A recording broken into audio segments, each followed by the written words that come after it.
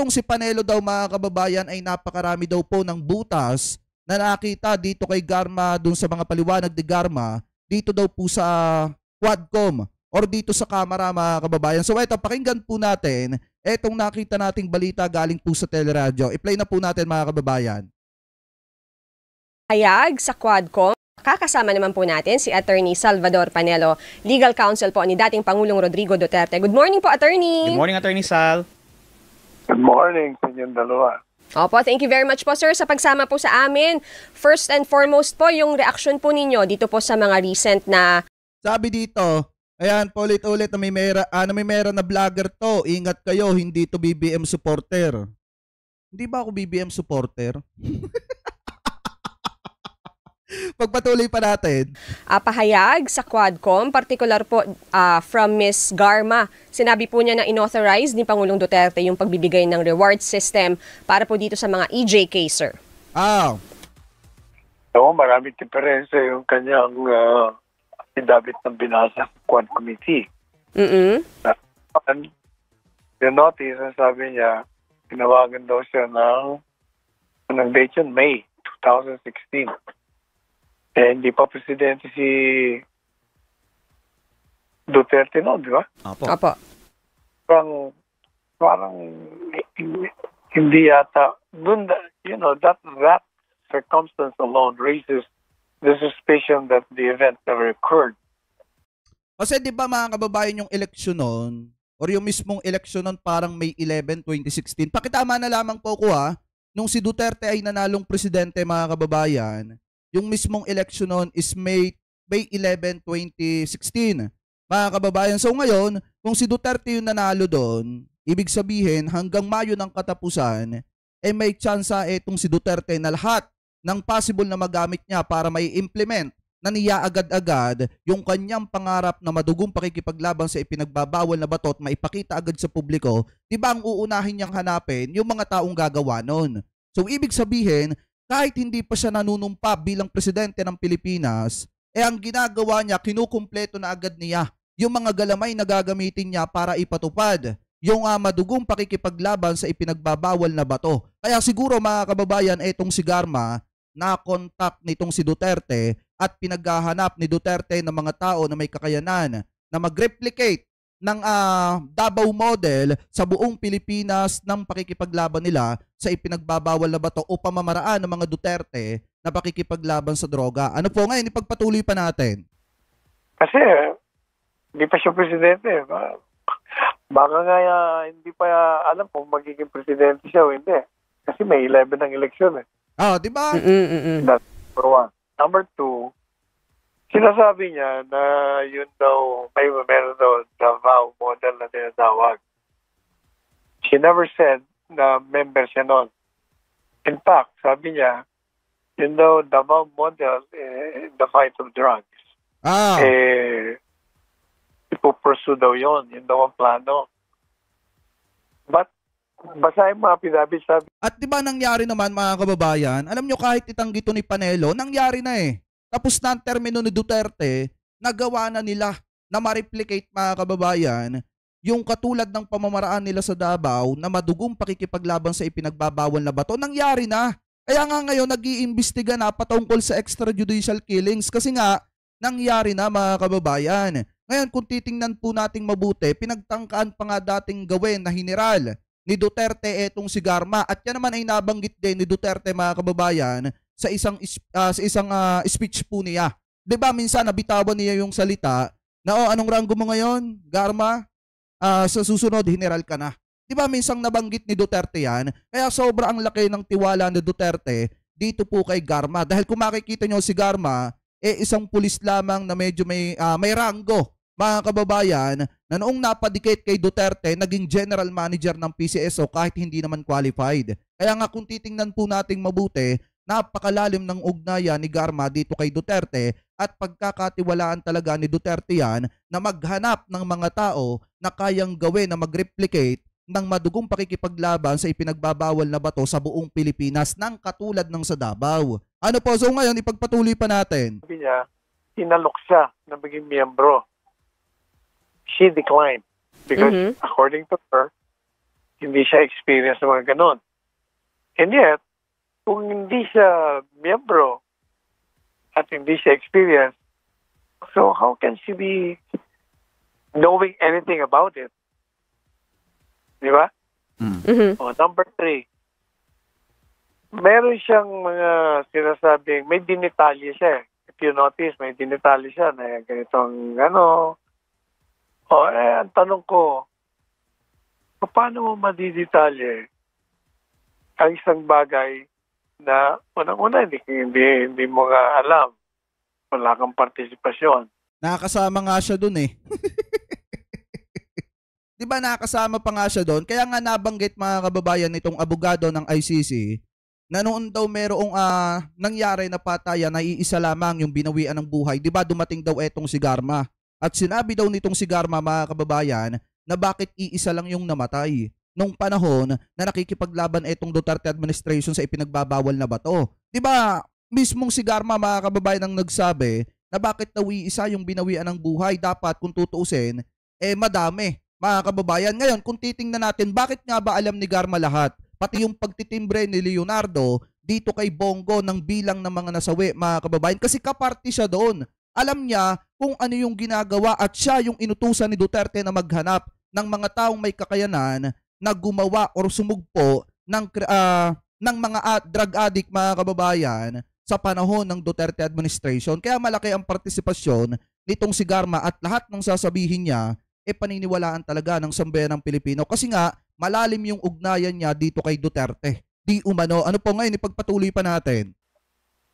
Pangatlo, sinasabi niya na, basahin mo ulit, ang nakalagay doon, sabi sa akin ni ganito. Mhm. Sinabihan ako ng ganito. Narinig ko yung ganito. Madali sabi, hearsay.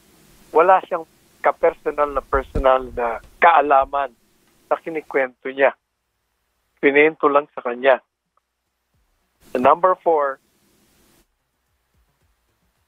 ang tingin ko, dahil sa ngayon, di ba, inaakusahan siya na nasa likod ng 3 patayan ng Chinese drug lords. Mhm.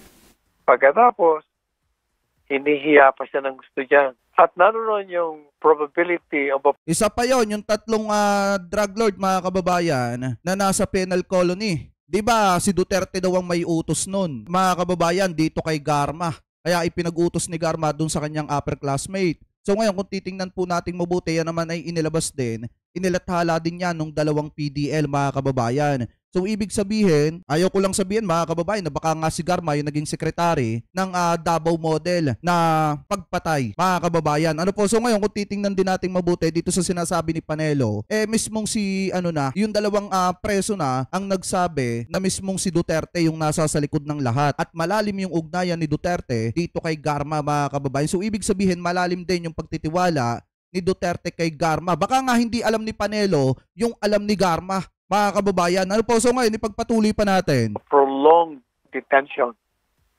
Which to my mind, as a lawyer, that is an unlawful detention. Kasi pinakulong siya dahil lang sa katanungan na, how close are you with the President? Are you close with the President? Ayaw niya lang sagutin yun. Napaka-personal na ba? At saka walang kinalaman yun dun sa iniimbestiga nila. Kaya madalit sabi, sa tingin ko, may pressure, tinatakot siya, kaya siya napipilitang magbigay ng mga ganyang aligasyon.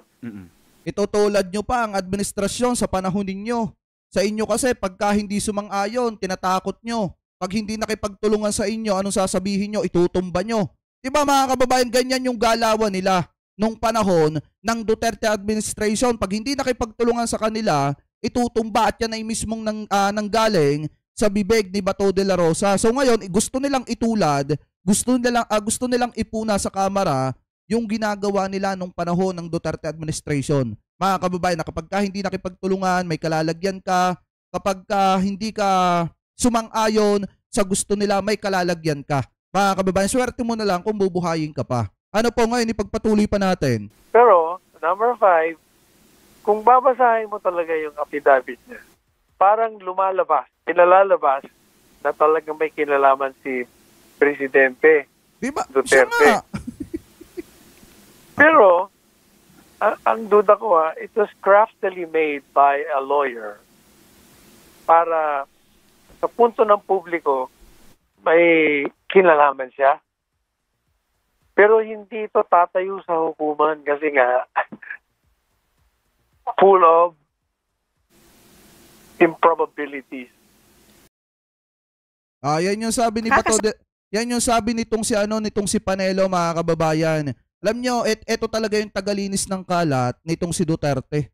Mga kababayan, dati pa niyang ginagawa na kapag ka may isyong matindi kay Duterte, nililinis niya talaga. Katulad na lamang, mga kababayan, nung ikinuwento ni Duterte na nang molestya siya ng katulong ng kasambahay, mga kababayan. Di ba kaagad nilinis yon nitong si Panelo? At ngayon, yung napakatinding kalat ni Duterte, mga kababayan, dahil nga sa nagsalita etong si Garma, pilit niyang nililinis, mga kababayan, at parang ang dating dito, idinidiin niya ng matindi etong si Garma, na kung saan kaya daw nagsasalita etong si Garma, dahil nga involved ito sa tatlong klase ng patayan, mga kababayan, katulad na lamang dito kay Barayuga at dito sa Chinese, at doon sa iba pa, mga kababayan. So ngayon, parang pinapalabas nila dito na diversionary tactic yung ginagawa nitong si Garma, na para maisalba yung sarili, maghahanap ng karamay, maghahanap ng tao na maituturo at masisisi, mga kababayan. So ngayon, kung makikita ninyo sa glip na alalayan nila, tulungan nila etong si Garma, ibinabaon nila ngayon, idinidiin po nila ngayon, na kung saan parang ang dating pinabayaan nila yung dati nilang kasamahan. Ganyan po, mga kababayan, yang mga yan na pagkatapos nilang pakinabangan, ididiin nila ngayon at papalabasin nila na walang basbas nila yon at walang kinalaman sa kanila yung mga naging pagkilos nitong si Garma. Hindi naman gagalaw yung si Garma, mga kababayan, sa totoo lang, kung walang nag-utos dyan. Yan, mga kababayan, yung masakit na senaryo dyan. Hindi gagalaw yan kung walang nag-utos dyan na mas mataas. So ano namang kasalanan sa kanya at ano namang kinalaman sa kanya ng mga tao na di umano ipinatumba nitong si Garma kung walang nag-utos dyan. Diba? Anyway, ipagpatuloy pa natin. Ang tingin ko, dahil sa ngayon, di ba, inaakusahan siya na nasa likod ng tatlong patayan ng Chinese drug lord. Mhm. Pagkatapos, hinihiya pa siya ng gusto dyan.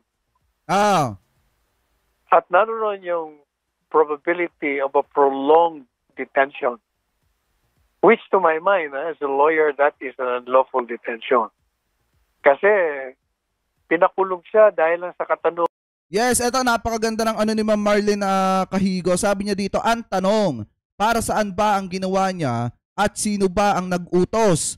Hindi yan pwede, hindi yan pwede nagagawa si Garma ng walang basbas, syempre. Yes, kasi biruin nyo yung tatlong Chinese drug lord na itinumba dun sa may penal colony, mga kababayan, yun po ay mga drug lord. So ngayon, baka yung nag-utos doon, mga kababayan, karibal sa negosyo nila or di kaya naman kasosyo nila na marami nang nalalaman na natatakot sila na baka ituga sila. Di umano, mga kababayan, ha? Kaya siguro, since yung isang alleged na drug lord ay ginawang economic advisor ng dating Pangulo ng Pilipinas, mga kababayan, baka yun din yung nasa sa likod na nag-utos or nagsabi dito sa Pangulo, mga kababayan, na ipatumba etong tatlong drug lord na Chinese, mga kababayan. Ngayon, kung titingnan din naman nating mabuti, baka galing talaga, mga kababayan, sa taas yung order na itumba etong mga tao na itinumba nitong si Garma. Ano po, kasi kung titingnan natin, hindi talaga magtatrabaho si Garma kung walang mataas na nagpapatrabaho sa kanya or nagpapagalaw sa kanya. Kasi unang-una, ang dating dito, biktima talaga ng napakatindi etong si Garma na pagkatapos pakinabangan, eto ibinabaon na, idinidiin na, mga kababayan. Ano po, anyway, ipagpatuloy pa natin. So, how close are you with the president? Are you close with the president? Ayaw niya lang sagutin niya. Napaka-personal na ba? At saka walang kinalaman yun dun sa iniimbestiga nila. Kaya madalit sabi, sa tingin ko, may pressure, tinatakot siya, kaya siya napipilitang magbigay ng mga ganyang aligasyon. Pero, number 5, kung babasahin mo talaga yung affidavit niya, parang lumalabas, pinalalabas na talagang may kinalaman si Presidente Meron nga. Duterte. Pero, ang duda ko it was craftily made by a lawyer para sa punto ng publiko may kinalaman siya. Pero hindi ito tatayo sa hukuman kasi nga full of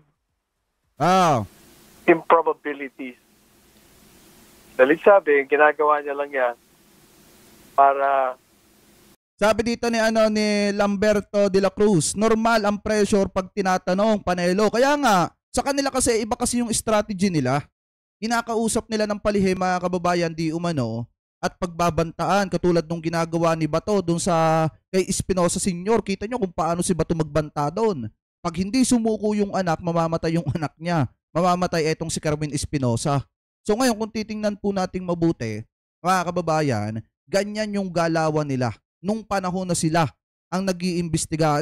Let's say, sabihin natin, hindi sila nagpipressure, pero sa likod ng investigasyong yon, masyado nilang ginagarapal, mga kababayan, binabraso yung tao katulad ng ginawa kay Kerwin Espinosa. Kaya kung titingnan po nating mabuti, talagang ganyan yung galawan nila nung panahon na sila pa nasa kapangyarihan. At pilit nilang ipinupunas yan sa bagong administrasyon na parang pinapalabas nila, binabraso etong si Garma kaya napilitan na tumistigo laban kay Duterte.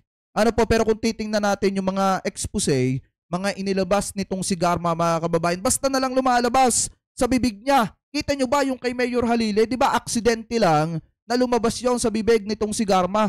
Kaya nga natumbok yung pangalan na posibilidad na may alam dun sa grupo na nagtumba kay Mayor Halile. Kaya kung titingnan natin, yung nangyari kay Garma, basta lang lumalabas sa bibig niya yung mga expose niya, mga kababayan. At yung kanyang binasa, mismong sinumpaang salaysay niya po yun. Ano po, na kung saan nagdadawit kay Duterte, kay Bongo, at dun sa iba pa. Ano po ngayon, ipagpatuloy pa natin. Kung pinipilit siya na magsalita ng isang bagay na hindi naman totoo, gagawin niya. Pero in such a way, na pagdating sa hukuman, mababaliwala. So paano po haharapin to, attorney, ni former President Duterte, itong mga bagong aligasyon na to na talagang siya yung itinuturo po nitong mga resource person na to? Hindi naman siya tinuturo. Kaya nga ng paliwanag ko sa'yo, parang pinalalabas mong siya.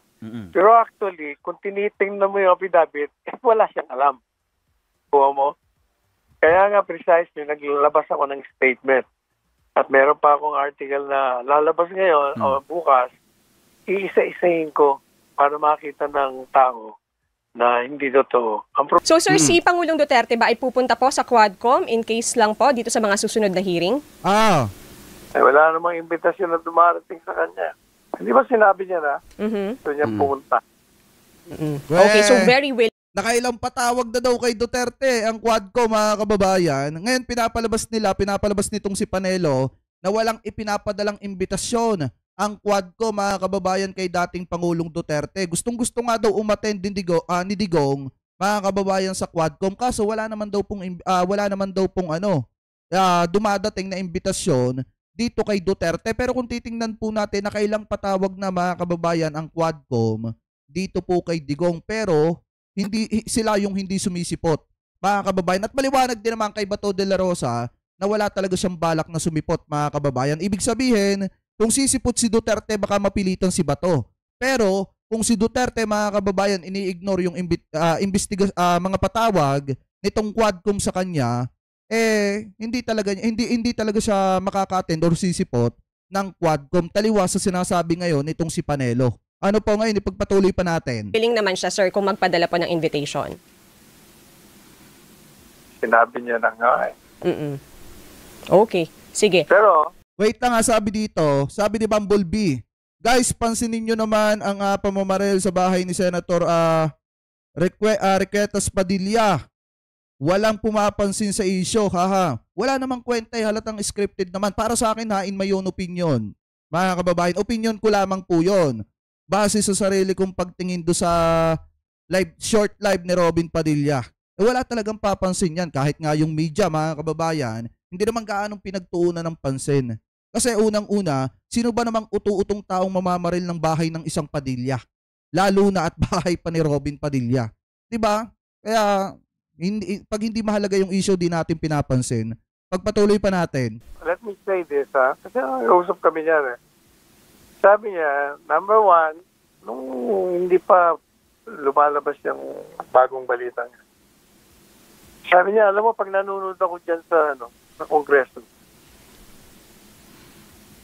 nagre-react ko ng gusto the way they're undertaking the legislative inquiry. Kasi talagang inquisition ang dating. Hinihiya nila. Pag hindi nila gusto sagot mo, pinakukulong ka. Pag ayaw nila yung sagot mo, o hindi ka sumasagot, pinakukulong ka, sabi nga. Kaya useless na umatin dyan. But on the other hand, sabi niya, ang gusto ko na talaga umatin para turuan ko itong mga ito. Kung ano ang tama ng pagtatanong, ano ang dapat na gawin ng isang lawmaker. Mas maganda nga mga kababayan, mas maganda na umattend etong si Digong sa Kamara para masigawan siya ni Congressman Abante. Mga kababayan, mas maganda umattend siya sa sunod na hearing kasi marami na naman patawag kay Digong, mga kababayan. Bakit hindi payuhan ni Panelo? Bakit hindi payuhan ni Panelo na umattend? Gusto niya, samahan niya pa para idepensa nila yung sarili nitong si Duterte doon. Para idepensa nila itong si Bato de la Rosa. Ano po, bakit hindi niya payuhan si Duterte? Na boss, umattend ka doon. Turuan mo yung mga yon. Kung talagang may bayag si Digong para umattend, dyan sa patawag ng Quadcom. Mas maganda nga yun umattend sila para mabigyang liwanag ang lahat, mga kababayan. Kasi ang dami ng patawag sa kanila, sila lang naman yung umi-ignore. Taliwas sa sinasabi nitong si Panelo. Ano po ngayon, ipagpatuloy pa natin? Things investigation in aid of legislation. Pero nung last ko siya makausap, kasi usap lang kami kahapon. O sabi ko, may imbitasyon ka na ba, Mr. President? Sabi niya, wala pa. So ako, gusto ko nang umattend dun Talagang hot na rin ako umattend Parang yun na sabi niya. Are you thinking, sir, of filing any case din po regarding dito sa mga taong ito na nagdadawit ng kanyang pangalan? Sino mga tao ang nagdadawit sa kanya? Hindi naman siya dinadawit Because it will not stand in court, but he is not actually pointing to him as behind or is responsible for an bakit kayo tinatamaan? Eto pala mga kababayan Doon kasi sa expose nitong si Garma, hindi naman totally dinadawit itong si Duterte. Pero ang problema kasi dito kay Panelo, bakit sila tinatamaan? Bakit kayo tinatamaan? Bakit problemado kayo sa mga expose nitong si Garma kung alam niyo naman pala na hindi si Duterte ang idinadawit at pinapatamaan dito? Bakit todo paliwanag kayo? Bakit nililinis niyo agad yung pangalan ni Duterte sa media? Bakit todo depensa ka kay Digong kung hindi naman pala si Duterte yung pinapatamaan? Masyado kasi kayong defensive. Yun ang problema, mga kababayan. Kaya nahahalata ng sambayan ng Pilipino na talagang si Duterte yung pinupoint. Si Duterte yung ulo ng lahat. Kaya nagkaroon ng madugong pakikipaglaban sa ipinagbabawal na bato. Ano po, kasi nga, siya yung nag-implement noon, mga kababayan. At yun yung number 1 na legacy nitong si Duterte, ang linisin daw ang Pilipinas sa ipinagbabawal na bato sa loob ng 3 buwan hanggang 6 na buwan. Kaso nga lang, natapos yung 6 na taon, wala naman nangyari. Naandyan pa rin ang droga, mga kababayan. Ano po, so ngayon, etong si Panelo, sinasabi niya, hindi naman daw si Duterte, pero todo depensa siya kay Digong. Ano po ngayon, ipagpatuloy pa natin? Sa judicial killing. Kaya na sinabi ko siya, it was craftily made to make it appear to be so, but hindi. Okay. Doon sa mga non-discerning, doon sa mga not schooled in law, doon sa mga madaling mapaniwala, yung mga gullible, yun. Kaya nga inilalabas ko na ang kamalian ng mga sinabi. Yan, maliwanag mga kababayan para maidepensa si Duterte, maglalabas siya ng article. Todo pagtatanggol siya kay Digong, todo pagdedepensa siya dito kay Duterte. Kahit alam niya naman sa sarili niya na hindi naman si Duterte yung tinutumbok nitong si Garma. Pero mga kababayan, ang taong bayan kasi hindi naman bobo. Alam ng taong bayan kahit hindi magsalita si Garma, tandaan nyo to mga kababayan, kahit hindi magsalita si Garma, alam ng sambayan ng Pilipino na ang nasa likod ng extrajudicial killings or AJK, walang iba kung hindi si Duterte. Kasi siya talaga, nangangampanya pa lang siya, sinasabi niya na kapag ka siya ang naupo, lilinisin niya ang Pilipinas sa ipinagbabawal na bato. At marami, magiging bloody talaga, mga kababayan, marami ang babawian ng buhay sa kanyang gagawin na hakbang na yon. At sakto, pagkaupo niya, sunod-sunod agad yung mga nangyari na napatayan, mga kababayan. Kaya walang ibang dapat sisihin talaga dyan kung hindi yung nag-implement ng gawaing yon. Walang iba kung hindi etong si Digong, kasi siya naman talaga ang utak niyan. Di umano, mga kababayan. Ano po, so ngayon kung titingnan din naman nating mabuti, mga kababayan, etong ginagawa nitong si Panelo, siya kasi yung tagalinis talaga ng kalat nitong si Duterte. Kahit noon pa, pagka may isyong lalabas, mga kababayan, si Panelo agad ang lumilinis ng mga kalat nitong si Digong. Kaya kung medyo affected sila at tinatamaan sa mga expose nitong si Garma at hindi sila gagawa ng aksyon laban kay Garma, ibig sabihin, totoo yung sinasabi nitong si Garma, kasi malalim talaga ang ugnayan ni Garma dito kay Duterte. At kung pagbabasihan natin yung expose ni Ramon Tulfo, mga kababayan, kaya nagkaroon ng mataas na posisyon itong si Garma sa PCSO ay dahil sa tulong nitong si Duterte. Ano po, lovers pa nga daw, magsyota nga daw.